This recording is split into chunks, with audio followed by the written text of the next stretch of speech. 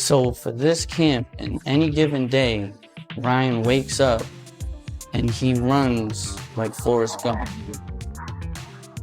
And he doesn't have to, but he does. How you feel?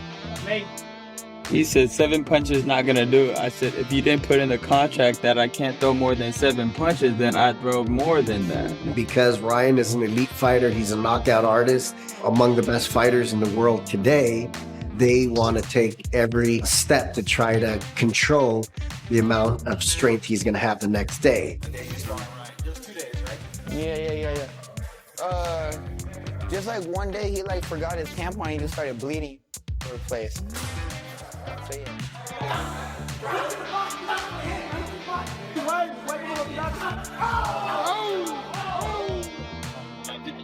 52 years, bro. Hey, it's in the hood, bro. It hasn't closed down yet. You wanna know why? Because this place is good. Way more explain. Ryan's fast as shit. Ain't nobody gonna take Ryan's not one of the fastest fighters. And I look way faster at 47, way more explosive, way more durable. Ryan Garcia is grinding relentlessly in camp, and with Rolly Romero pushing him in training, the focus, speed, and confidence are all being sharpened as he prepares for his clash with Mario Barrios. Hey, go forward now. Yeah.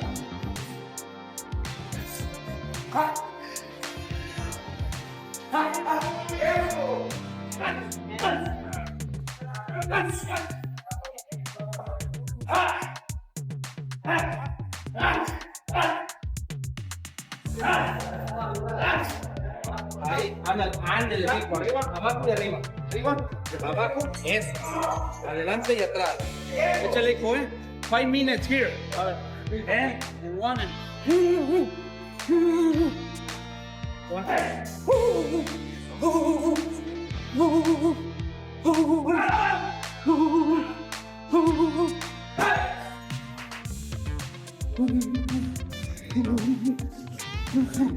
Ryan Garcia is fully dialed in on speed and power in camp, sharpening his skills through relentless, day in and day out work.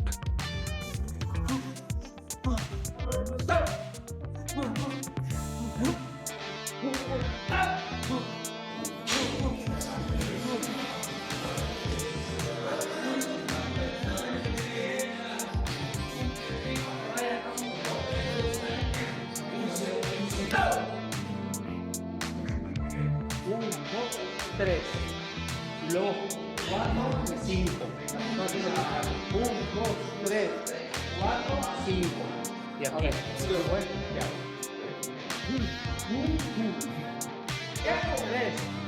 3, 4, 5. After. 3, 4, 5. Rolly Romero has joined Ryan Garcia's training camp, bringing daily intensity that's sharpening Ryan's speed, power, and focus through relentless work.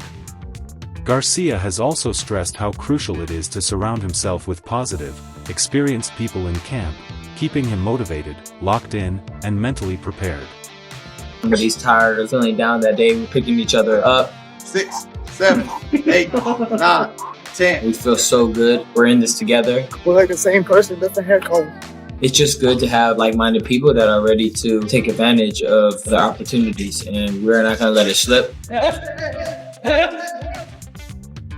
We're all building our own legacy, and when we get in the ring, you guys are gonna see something special. Rolly Romero and Ryan Garcia, who've shared the ring in sparring before, are now training together with mutual respect, pushing each other's growth and improvement on a daily basis.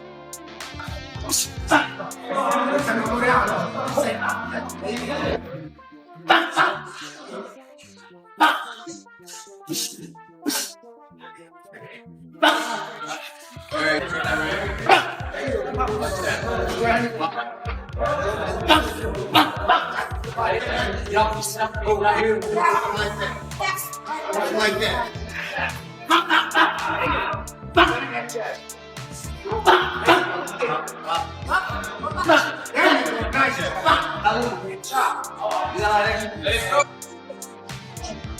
Mario Barrios stays confident heading into the fight, pointing to his experience and longer time in the ring as key advantages he believes give him the edge over Ryan Garcia. Advantages I have coming to this fight is just overall just like everything. You know, my experience, you know, who I've been in the ring with, who I faced. I think, you know, the boxing IQ, I think I had that on my side. You know, heart. I think, yeah. He does have experience, more experience. Max Kellerman and Robert Garcia gave candid reactions to the announcement of Ryan Garcia versus Mario Barrios, focusing less on raw talent and more on Ryan's training situation. They noted that Garcia is currently working with his father rather than elite trainers like Eddie Reynoso, Derek James, or Joe Goosen. While Robert Garcia acknowledged that Ryan's father built him a solid amateur foundation, he also questioned why Ryan cycled through multiple top-level coaches before returning home, suggesting potential issues with structure, discipline, and authority inside the camp. That, which I'm not saying that that is not, you know, that brought him through the amateurs, but when he left his dad or went to seek a different trainer, before he came back to that, he went through 3 different trainers. Wow. That means what do you mean? All 3 are not good enough to, you know, they're all 3 Here's the best in the Here's world. the question. Did Ryan Garcia ever allow those trainers to be the boss? That's why he's back with his dad, because I don't he's think the he did. boss. That's why. Yeah. Look, Joe Goosen, I know Joe Goosen. My brother used to train with him. He's not going to just let you get away with stuff like that. Derek James shouldn't either. Eddie Reynoso doesn't need. He's made so much money with Canelo that if you want to come to me, it's going to be under my rules. And if that didn't work, then Ryan's back. So that's I get that big. Kellerman raised a key concern about discipline, questioning whether Garcia ever truly surrendered control to those elite trainers, since top coaches demand strict rules, accountability, and consistency. Fighters can't simply pick and choose their workload. Robert Garcia added that trainers like Reynoso or Derek James already work with champions and won't lower their standards for anyone. If a fighter can't accept that authority, real progress becomes difficult. Both analysts suggested that this instability could favor Mario Barrios, who is known for steady preparation, size, and ring experience, and that the structure inside each camp may ultimately decide the outcome of the fight. Barrios to even pull that off. See, that's the thing about boxing, and Big Baby Miller pointed it out, because there's no structure. And hopefully that'll happen with Zuffa Boxing, and I am a part of Zuffa Boxing, full disclosure. You know, the first fight coming up on the 23rd. Oh, congrats, man. Congrats. But you need So some I got kind two guys of. on that card, There so you go. that's good. You need some kind of. Right. So, well, the undercard has not been announced yet, but yeah, we could talk about I didn't say the names, but yeah. But we need some kind of structure. In the NFL, the guy has to sit there for the media interview. He shows up on time. Yep. He's got to do it. Yep. And to give you an NFL analogy, think about the Broncos, right? When they had Russell Wilson over there and he had his own office and everything, and it was nothing. It was dysfunctional. Then they hired Sean Payton. Cut it out. As a coach, that's like going to train with Goosen or going to train with a world-class trainer, right? And you knew as soon as Sean Payton got there, ain't no one's going to have their own office, and you turn around a couple years later. Boxing analyst Wade Plemons shared a thoughtful take on the upcoming Ryan Garcia versus Mario Barrios clash, raising the timeless question, does a coach make the fighter, or does the fighter make the coach? He highlighted Joe Goosen's long track record as a respected trainer and noted that Barrios is now working under his guidance. Plemons questioned whether the veteran coach can bring new tools or insights that Barrios didn't receive under Bob Santos. He also pointed to the intrigue surrounding Garcia's confidence, suggesting Ryan believes he already knows exactly what Barrios and his camp plan to do. Interesting answer. I always wonder who makes a fighter, right? Especially in boxing, combat sports. Is it a coach that makes the fighter or the fighter that makes the coach? Now, Joe Goosen has a track record of being a high-level boxing coach. We know. But do coaches change for fighters, or do they implement what they know to fighters and fighters change for coaches? Because this will be the crux of what happens here. Can Joe Goosen, not to call Mario Barrios old, but can he teach an old dog new tricks? Can he give him something that Bob Santos hasn't? Sure. Can he give him more info about what Ryan likes to do? Absolutely. But will it be enough to prepare him for what Ryan knows that Joe knows? And how Joe trains fighters, and how Joe runs a camp, and how rigid he might be. And even that last part, Ryan's talking about information leaking maybe from Joe, or that Joe was leaking information about Barrios, or about, I'm not sure who he was talking about, Ryan or about Barrios, but Ryan again. He even hinted at Garcia's claims of knowing inside details about Barrios' preparation, though the real significance of that knowledge remains uncertain. Ultimately, Clemens emphasized that this fight isn't just about physical skill, it's also about the coach-fighter dynamic. Can Goossen instill fresh strategies in Barrios, or will Garcia's familiarity with Goossen's methods give him the edge? The analysis highlights how experience, preparation, and the relationship between coach and fighter could play a decisive role when Garcia and Barrios finally meet in the ring. Oh, the chaos in the corner, or not maybe chaos, but kind of misdirection in the corner of the Manny Pacquiao fight, where Bob Santos is saying one thing and other cornermen are saying that are, a part of Mario's kind of OG team are saying another. I think it's pretty well known that I would assume well known that Mario Barrios' dad used to train him, and I don't know if he was in the corner or it was somebody else, but there was a miscommunication, it seemed like, from even the people in the corner around the strategy of the Barrios fight or what they wanted to do against Manny Pacquiao. And let's just say I heard from sources there were a lot of frustrations that came out of that fight with how Barrios went into that fight, how he performed in that fight, and how directions were listened to from either one side or the other. It felt like it was a bit of a confusing thing. So when you have that kind of a situation, you feel like you need to make a move. One person's going to get left out in the dust, and it's probably not someone that's either one. Ryan Garcia's trainer spoke with confidence about his fighter's discipline and weight management, insisting that this camp is completely different from previous ones. He explained that once Garcia locks in mentally, everything else naturally falls into place. Moving to the 140 pounds division is a realistic and strong possibility, he added, emphasizing that Garcia can comfortably make the weight without struggle while still retaining his strength and energy. Our strength and conditioning coach will lock it in, Ryan will lock it in, and we're back to 140. Solid. Now that's a strong possibility. I'm not kidding you. I am not kidding you. And we talked about that. It changes things. Yeah, and I mean this 100% sincerely, that we could make 140. Because when you guys fought Haney, you guys were not necessarily you guys, but he was drinking, he was doing all these other things that... Exactly, yeah, forget about that and forget about the Rolly, because I'm telling you, that was not Ryan. This is Ryan. This is Ryan. You're going to see Ryan. This is going to be Ryan. And you're going to say, man, he looks good. His weight is good. And his strength is unbelievable. The trainer also admitted that during the Devin Haney fight camp, Garcia wasn't fully focused and let distractions affect his preparation. This time, however, the mindset is sharper and more professional. He expects fans to see a leaner frame, improved stamina, and explosive power on fight night. The team even noted that 147 pounds isn't far from 140, so dropping down without strict rehydration rules shouldn't be an issue. Overall, the message is clear: a disciplined, dedicated, and stronger Ryan Garcia is back, ready to perform at his very best. Not too far off from 140. So there's a strong possibility without rehydration club, we could probably drop down to 140 with no problem. And make the fight happen at 40 instead. Absolutely. Absolutely. And then you guys can rehydrate whatever you guys want from there. I mean, listen, this is another thing that I've been seeing, and this is kind of interesting, is that, yeah, you got to rehydrate, of course, absolutely. Now, how far you can rehydrate? I would love to be over 7-8 pounds. Some go 10, some go 12, some even go 15, but they do rehydrate. But when you're in shape, in total fitness, I think the most you could hydrate is 7 or 8 pounds. I'm not kidding you. When you're in excellent shape. Analysts warn fans not to read too much into the short training clips of Ryan Garcia circulating online.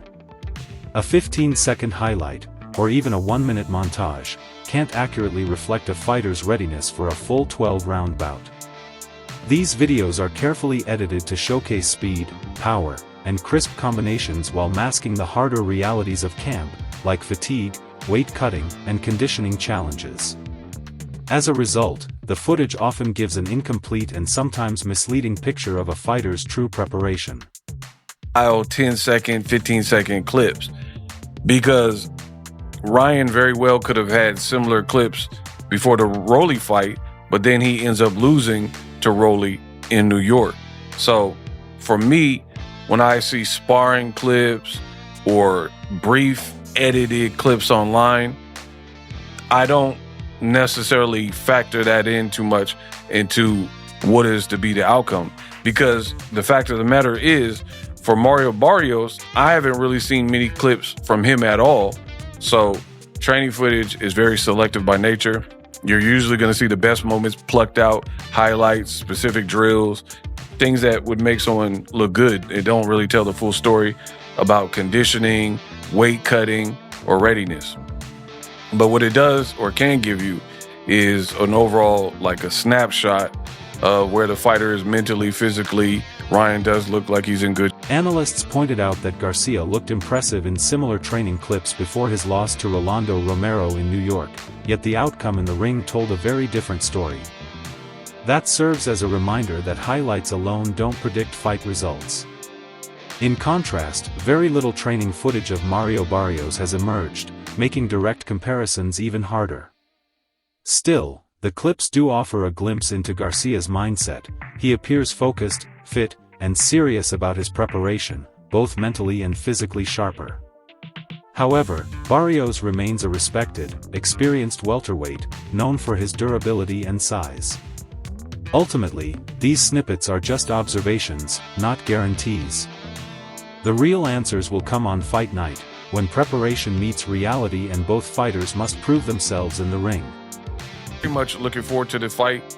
I think Ryan Garcia really needs to impress here, because he's coming off of a loss to Rolly Romero. And we all know in the world of boxing that back-to-back losses can really drive you down the ladder. So I am enjoying what I'm seeing regarding Ryan Garcia as he gears up for this particular fight. Ryan Garcia, his discipline has been in question in the past, but right now it looks like he's trying to really make a statement. He posted this via his official social media. This is Ryan's page, evident by the blue check mark. Quote, "Maybe you aren't my speed. Some shots throughout camp, the finish line is approaching." Greatness in boxing isn't measured solely by victories, it's defined by legacy. If Ryan Garcia captures a world title, he becomes a recognizable figure capable of drawing fans both inside and outside the sport. Analysts argue that for boxing to maintain relevance in 2026 and beyond, we need matchups featuring big names, fighters whose identities resonate with audiences. A Garcia victory over Mario Barrios could energize younger generations and shine a renewed spotlight on American boxing. Ryan Garcia does become a world champion, it just makes it more interesting. Legacy reigns supreme. I said last year that coming into 2026, to sustain the sport of boxing, to captivate the imagination, the emotions, and the interest of the boxing fans and casuals outside of the sport of boxing, we need the names versus the names, relevant versus relevant. We need people that people recognize. We need the fans to recognize these names, and they will be interested. Ladies and gentlemen, Ryan Garcia beating Mario Barrios is good for the sport of boxing. It's good for this young generation, because let's be real, let's be honest. Mario Barrios is not going to cut it in keeping the interest of the sport of boxing. He hasn't done it. He's been in big fights, and he have not seized the moment. You Dennis Ugas, yeah, but it didn't seize the moment. We need interest. Ladies and gentlemen, American boxing is dying. A lot of people is not investing in American boxing. Let's be... Barrios, despite his experience, has often struggled to capitalize on defining moments in past high-profile fights. Garcia, on the other hand, carries mainstream appeal that can draw casual fans and investors back into the sport. Recent events show that for boxing to thrive, matchups between recognizable fighters are crucial. Legacy matters, and champions with star power like Garcia are key to reigniting passion and investment in American boxing. honest. Netflix is just going to give you this events here and there. Maybe they'll give us Floyd Mayweather versus Manny Pacquiao too. But at the end of the day, everybody has abandoned American boxing, and the only way we get these investors back into the American landscape, we got to do what we did out there at Madison Square Garden in New York City this past weekend when we saw Shakur Stevenson beat Teofimo Lopez. Sold out crowd. Why was a sold out crowd? Because it was name versus a name. People recognize both names, tri-state area, right? Teofimo Lopez never did it sold out or even come close to selling out a big arena. Shakur Stevenson didn't come close to selling out even. That's it for today's video. Stay tuned. Until next.